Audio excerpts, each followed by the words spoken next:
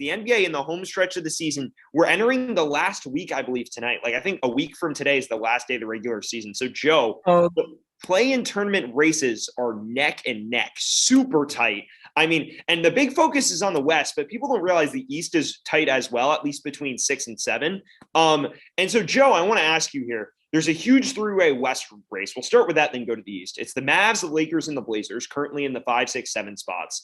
But this is kind of a huge question between this triumvirate. It's really tight. The Blazers and Lakers have the exact same record. They play tonight. The winner gets the season series tiebreaker, so big implications in a game. They also get a game ahead of them, so that's actually pretty good for them too. So yeah, and so Joe, I guess I want to know, out of the three of these teams, what's going to be the odd man out? Which one is winding up in that 7 spot?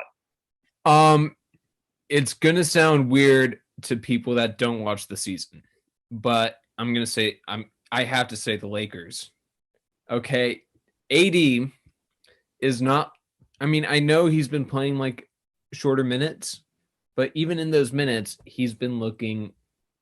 I don't want to shaky. Yeah, shaky. He had like 2 good games, I believe. Right? Yeah, and he had 4 points last night on like 2. Well, he played like 9 minutes, but he was kind of rocky. He was 2 for 9 in 9 minutes. That's the problem. Like, yeah, he left with back spasms in the game, but he did not start well, and he has been up and down. Like, he's had maybe one objectively good game. He had 21 points in a game at one point. Yeah, I mean, I just don't have, and the fact that LeBron is out again for. It was supposed to be 2 games. Now it's going to be 3. I don't know what to think about the Lakers. And I'm honestly starting to get a bit scared for their, if they do get in the play-in tournament spot, if I'm a Lakers fan, I might be worried about them making it out of the play-in tournament. Hey, Joe, as strange as it sounds, as somebody who is the biggest LeBron James fanboy you will possibly ever meet, I agree with you. Here's the fact. You don't need to say it's strange to agree with me. Well, it's strange because I'm a LeBron guy. You know me. I'm never going to bet against LeBron James, but I'm going to bet against a team that doesn't have LeBron James, and that's objectively what we're looking at here. The Mavs are a game up. I don't see the Mavs letting it slip. Luka Doncic is playing his best basketball right now. I'd say one of the hottest guys in the league in terms of just play at the moment. And then also you look at the Blazers. People be like, "Oh, it's the Blazers. They weren't playing well like literally 2 weeks ago. You were talking about how they were sliding." Well, since we started talking crap, Damian Lillard put the team on his back. He's gone for like 3 or 4 straight games with 30 points. He's playing out of his mind. He torched the Nets last weekend. Granted, it's the Nets defense, but still, I mean, the Blazers are low-key playing good basketball at the moment, and I think they're going to win tonight. I mean, look at it. Like, Davis is banged up. He's still not 100%. LeBron's out, and you're telling me Damian Lillard, CJ McCollum and company at home, pretty much as close to fully healthy as they've been all season, aren't going to win that game? I think that's the game that ultimately might put them over the edge. And that makes things really problematic. Joe, I think I'm still optimistic if I'm a Lakers fan, but if you're in the play-in tournament, you're naturally going to be scared. Like, you're sitting on edge because you're like, first of all, you might have played Golden State in that first game, which is going to be a pain in the ass. I don't want to do that. Yeah, I mean, and then look, I'm more confident in you beating the 9 or 10, especially if that 9 or 10 isn't Golden State. But still, it's naturally nerve-wracking if you're playing for your playoff live effectively, even if you have the advantage and they have to win 2 on you. You never know, especially if LeBron's not 100, Davis isn't 100. I'm with you, Joe. And even then, like, the 9 right now, as it stands, is the Memphis Grizzlies. They've been up and down a lot this season. If they're on like one of their hot streaks, I would be scared.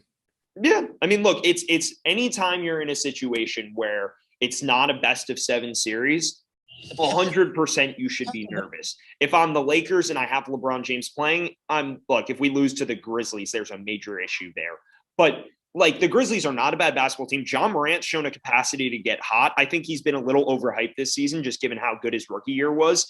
But and his efficiency wise, he does fluctuate. But that's a well-constructed team. If it's San Antonio, it's Greg Popovich in a playoff setting. Like, that's not exactly something I want to see either. So look, I mean, I'm not going to say that the Lakers definitively won't make the playoffs if they're in the play-in tournament. I'd still lean towards them making it. But no, I'd be nervous. I'd be scared, kind of shitless, for lack of a better term. Like, sorry, FCC, but that's kind of how I view it. Yeah. definitely. And I mean, honestly, just looking at the future schedules, Dallas has 2 games against Cleveland, a game against Minnesota, a game against Toronto, New Orleans, and Memphis. And that's Memphis, New Orleans without Zion, probably. yeah, Memphis is the only one that Mavs fans should be honestly scared about. Lakers have a tougher schedule ahead of them. Tonight, Trailblazers when they're injured. Lakers. Yeah. And then they play Phoenix at home. Not ideal. Then they play the Knicks, which crazy as it sounds, sneaky tough. Sneaky tough. It's not ideal. And then they're going to beat Houston most likely. Yeah. But Indiana, still one of those teams that is like beats the hard teams and then loses to the teams they shouldn't.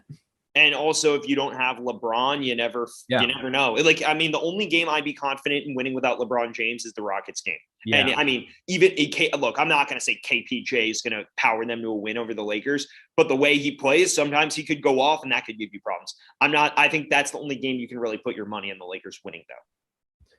Yeah. And for the last team, Blazers, LA, obviously, then they play San Antonio and Houston at home. You win at least one of those games. Yeah. Then they have the toughest stretch of Utah, at Phoenix, and then play Denver at home. And something to watch for, the guy who bet his house on the Blazers winning 42 games, he needs to go 5-1.